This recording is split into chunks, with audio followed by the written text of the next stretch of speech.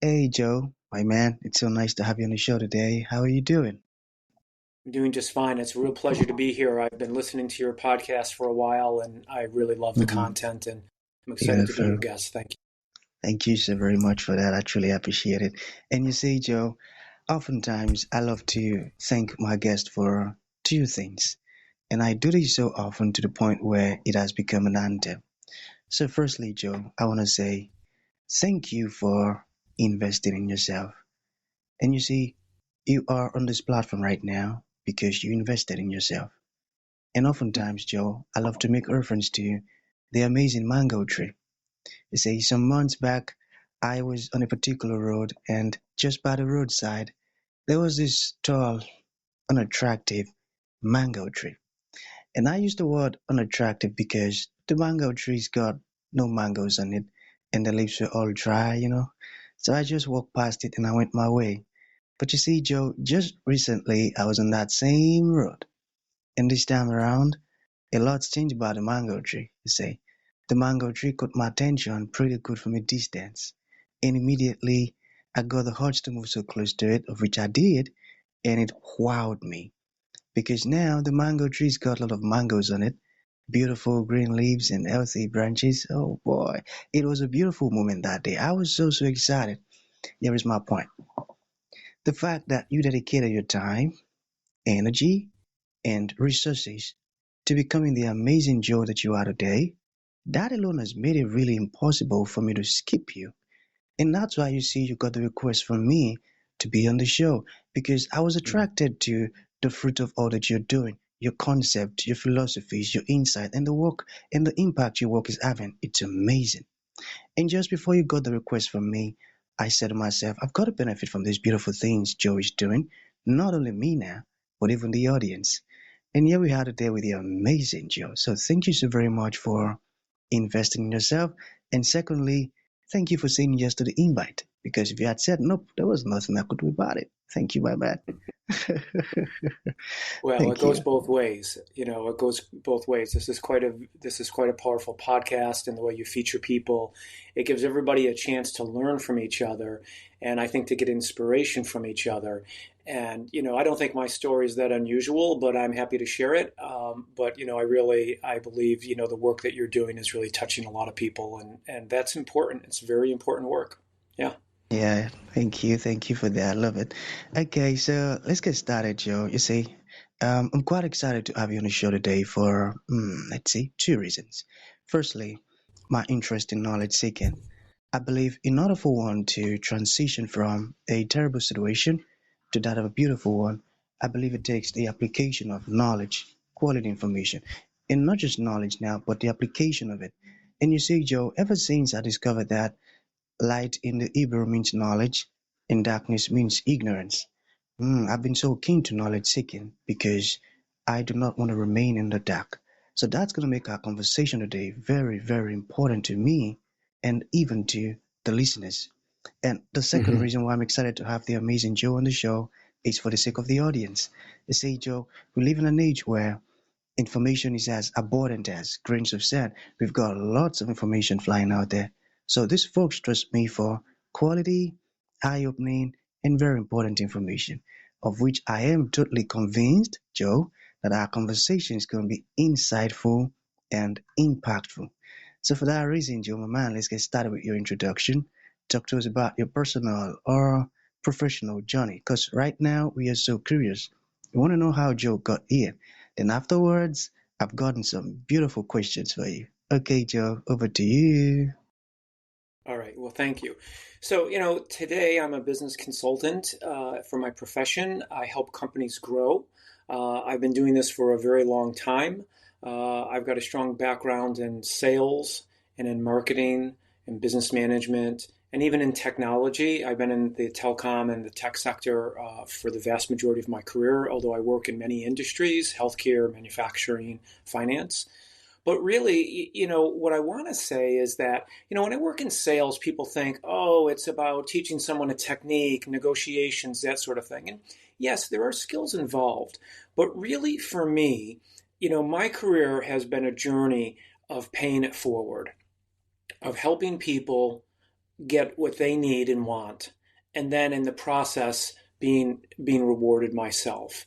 And when I was young, I was the youngest kid in the neighborhood, and so all the older kids were able to do things, ride a bike, play baseball, whatever it was. They were able to do things that I couldn't do, and so I became very determined because I wanted to be able to, play the games and do the activities that they did. And I learned at a young age that determination is very, very powerful, that all of us can accomplish many, many things, things beyond what we thought we could if we just continue to work at it and not quit. So a philosophy of mine is, not to give up, to keep on working at it, and to ask for help. Asking for help is not weakness, it's strength. When we ask for help, we are able to learn from others, and learning from other people's experience is often far better than having our own experience, because some of those experiences can be painful. And so people with more wisdom can teach us, and we can avoid some of the pain and still gain the lessons. And so, those are just a couple of philosophies, pay it forward, ask for help, and be determined, set goals. To me, those are life skills. They support you in your personal life. They support you in your career, whatever your career may be. And there's no substitute for hard work. Hard work brings joy. So I want to talk about this for a minute, because in business, I see a lot of young people who are very, very anxious for a promotion. But quite honestly, they don't want to work that hard. When if they went to college, for example, think about this for a minute. If you go to college, you pay the institution money to go, and then you work really hard. Okay, you might stay up all night before a test, and no one's paying you, you're paying them, and you're working very hard. Then you get into your career, and you're like, well, I don't want to work long hours. I don't want to work weekends. I'm like, wait a minute, they're paying you. When you were in college, you paid them and you worked nights and weekends. And now someone's paying you and you don't want to work hard. And if you can work hard at the beginning of your career, it'll accelerate the rest of your career. You'll gain expertise, you'll gain knowledge, you'll build relationships. It'll be changing your trajectory for the rest of your career if you work hard, especially at the beginning, when actually it's a little bit easier. You probably don't have a family yet. You might, but you probably don't. You probably have more energy because you're a little bit younger. This is the time to really, invest in yourself. Everybody thinks, oh, my company's taking advantage of me. Invest in yourself. Work hard. Yes, it's good for your company, but it's good for you. It's good for you, and it will help you in the future, and it'll make you happier. When we try to avoid hard work, we never challenge ourselves. And when we don't challenge ourselves, we don't discover what we're capable of, what we can accomplish. And those hard-earned accomplishments bring great joy to people. And so I think that's part of our message as well is, don't be afraid of the work. It's okay. It's actually good. There's one of my favorite movies is A League of Their Own, and it stars Tom Hanks and Gina Davis. And there's a point in the movie where Gina Davis is quitting the baseball team. She's a baseball player. And she says it just got too hard. And Tom Hanks said to her, he said, it's supposed to be hard. The hard is what makes it great. And there's something to be said for that. And so I'm gonna pass the talking stick back to you. But those are some of the things that I think are really important that I want to share with the audience from my experience. These are things that I've learned, and I've coached and mentored other people as part of my career continuously throughout my career, and I see it time and time again. That's profound. You see, just by listening to you speak, I now understand why you're so good at what you're doing. It's amazing. You've got some incredible insight there. That's a great one because we shouldn't expect to want to move forward in life without putting the effort, which is the work that is involved. Just like you mentioned, going to college, you dedicated all of the time and all of these things and all of the effort now. And now doing your workplace now, you're expecting promotion without doing any hard work, like effort, like trying to be more diligent and put in the work and all of that. And I think a lot of people needs to understand this. And thank you for explaining it that way. That's a great one. I got it. So let's talk about the difference between selling and advising. Mm. You get it? Yeah.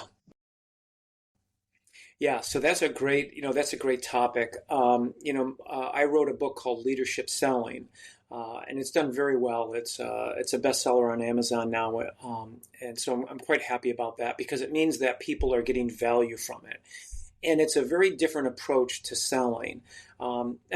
Selling is a great career. It's an awesome career, and I've been in sales my whole life. I have no shame about it. I have no, interest in trying to pretend that I don't sell. I absolutely sell, and I teach people to sell. I think it's wonderful, but there's a time and place for it, right? And the most successful salespeople, if you analyze the most successful salespeople, and in my world, Elijah, I'm thinking about business to business selling, okay? Not marketing. It's not like Amazon to a consumer. This is, I'm a salesperson representing my company, and I'm calling on another person who's working for another company, and I'm selling something to them, a service or a product. You have to help them, okay? You have to understand their business. If you walk through the door talking about yourself and your company and your product, you're not interesting to them. If you call them on the phone and you start pitching your product, you're not interesting to them. It's not about them, it's about you. And it's very obvious it's about you. And when people do high velocity calling, I think they make the biggest mistake of all because not only do they demonstrate to the customer that they don't care about them, but they also demonstrate that they don't know anything about them. That they don't have any expertise, that they're not trustworthy. High velocity calling is all about, me trying to find somebody that will talk to me so I can sell them my product. And advising is about having some expertise in your customer's industry, having some expertise about their competition, their customers, their world, and then being able to share some information that's helpful to them. Okay? Because if you can do that, you'll build trust and credibility. If you can do that, you'll build a relationship. And then you've got a foundation for doing business. Then the selling looks very different. Then the selling is more like, let me understand what's going on and see if I can help you. And the customer is willing to engage in that conversation because you've proven as an advisor that you're worth their time. You've proven as an advisor that you have something to give. Not just that you're trying to get something from them, but you can give them some information. You can share experiences. This is what the competition's doing. This is the change in the market. Here's a new technology. Here's a new trend. Here's a report from Deloitte or PwC. Like, you can be an advisor, and it's not that hard. Okay, but that to me is the foundation of successful selling, is actually helping your customer. And I call that give to get. Like, I give first, and I share information, and I do that openly and willingly without any strings attached. And then people want to start asking me questions. They want to start talking about their business with me. And then we can explore their business and see what's going on, and maybe I can help them. And if I can help them, they trust me. Now I can sell. Now I can make recommendations. Now I can handle their objections and their concerns and bring to them something that's going to really help them achieve their goals.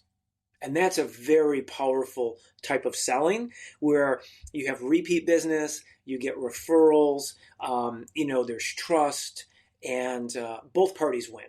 There's no trickery. There's no, I sold something, but I don't give a gosh darn about them. It's a totally different way of doing business. And, it seems so simple, and it is, but very few companies do it, and very few salespeople are taught to operate that way. It's shocking to me. Shocking. Very few, I tell you. I tell you. And thank you so very much for sharing this invaluable information with us. It means a whole lot, my man. Okay, you see, I've got another one here. So, what do you mean by be a leader, sell to leaders? Yeah. So being a leader is being an advisor, right? I mean, if you act like a leader, pretend you're a CEO of a big company and you're meeting with another CEO and you might be able to do business. You're not going to start pitching them. You're a leader, they're a leader, you're going to have a leader conversation, right? You're going to talk about their business, you're going to have a business conversation. So that's what I mean about be a leader, is it means have that leader mentality. That's the advisor, okay? Sell to leaders means don't call to middle managers, don't call to procurement. Go build relationships with executives. You know why? Executives are paid to change their business. They're the change agents in the business. They're the ultimate decision makers. Managers are paid to run the business. Okay? The executive knows what the goals are. They know where the challenges are. They know what the priorities are that they're not able to achieve. All right? Have a business conversation with them about their business, what they're trying to accomplish, and where they're stuck. And then show them how you can help them, and they're going to want to do business with you. And so I call this high and wide, right? Sell higher up in the organization, build strategic relationships, and not just with one person, but with multiple players. When you do that, you have a real embedded relationship with that company, and you learn so much about them that you can help them more easily. And they trust you. They trust you. Sell to Got it. leaders. Yeah, be a leader, Hmm. sell to leaders. So the leaders got it. And you Yeah, used this particular phrase, give to get. I love it. It yeah. sounds really deep and powerful. Can you tell us more about the impotence? Well, first off, you have to be sincere and genuine.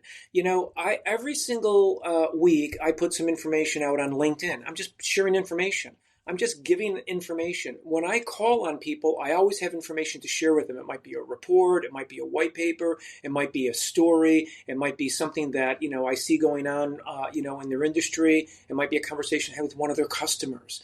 But I'm always giving information because I believe that's helpful to them, right? I try and give information that I think is going to be genuinely helpful to them. And that's it. Just give information. Give. Okay, instead of saying, buy from me, buy from me, buy from me, just give information. That's the foundation to building trust and credibility. And I want to be really clear. You can't do good business if you don't have trust and credibility. So start there. Start there, right? People buy from you first, your company second, and your product third. So why are we talking about product all the time? Build a Wow. relationship, build trust and credibility. People buy from you first, your company second, and then your product, right? Right. That's That's right. profound. That's profound. Sure. I got that. I got that. So we talk about the product all the time. Got Yeah. it. Who cares? Got it. There's plenty of products that are identical. Like whatever you sell, somebody sells something that's very similar, whether it's a service or a product. There's lots of choices in the market. Okay. So the customer's either going to buy that product or service on low price, or they're going to buy from somebody they trust because that person they trust brings value beyond the product. Okay.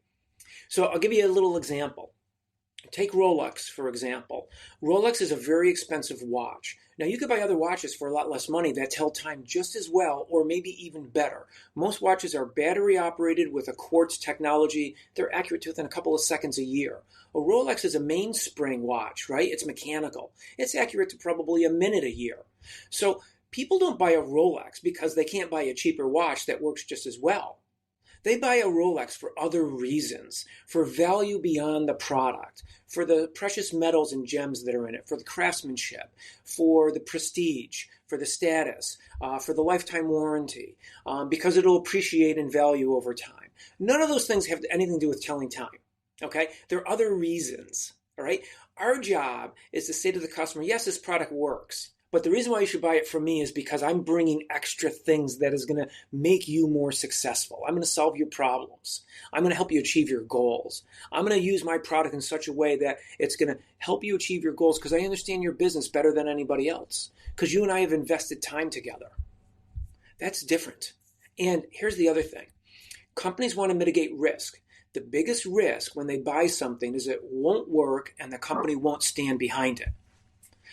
So if they trust you and there's a problem, they trust that you're going to take care of it. That's the most important thing, right? So they want to make sure that they're dealing with the right company, the right person, not just the product. Wow. I got that. That's a beautiful word, and I'll take that as a final thought. So, for folks who like to reach out to you, Joe, or they got inspired and they want to learn more, or even ask Yeah. questions, how can that be possible? Well, thanks for asking. First off, people are welcome to call me, and the easiest way to reach me is to go to leadership-selling.com. That'll tell you a little bit about me and my book. And then there's an email there for you to contact me. We can set up a phone call. We can do email. There's no charge for that. I love talking to people and helping people. So just reach out if you want to. We'll have a lot of fun. Beautiful. So that's going to be the end of the show, Joe. Thank you for coming and thank you for sharing this beautiful stuff with us. You just opened my eyes to a series of things, my man. Thank you. Oh, Elijah, you're awesome. Thank you for having me here. It's been a real pleasure.